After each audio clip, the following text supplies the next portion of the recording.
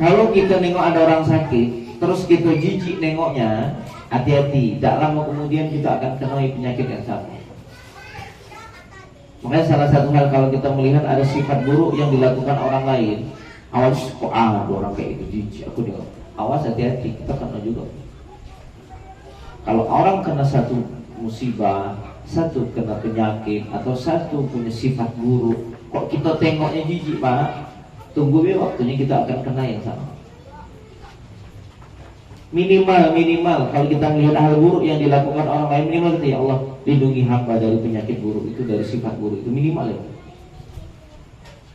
Sering sekali saat ini kita memanen hal-hal buruk itu oleh sebab hal gawe kita yang lama lah. Makanya kita menyampaikan ke santri-santri, kita ini hidup berapa kali sih? Konsep orang kan hidup sekali ya. Kalau konsep kita hidup itu 2 kali, Pak. Bukan dunia akhirat, hidup di dunia ini loh 2 kali, bukan sekali.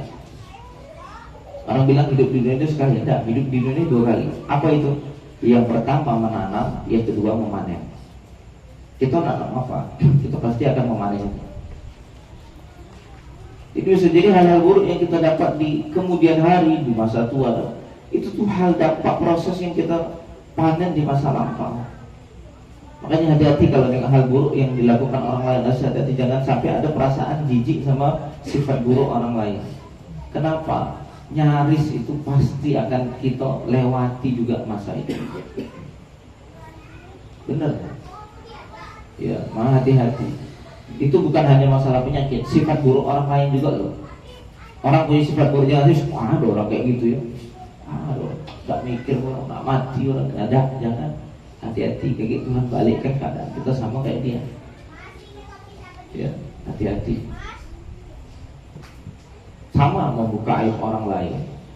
Nabi berjanji, siapa yang membuka aib orang lain, apalagi sampai bahan jadi cerita lelucon di kalangan, itu Nabi bersumpah tak akan mati dia kecuali dia akan melakukan aib yang sama.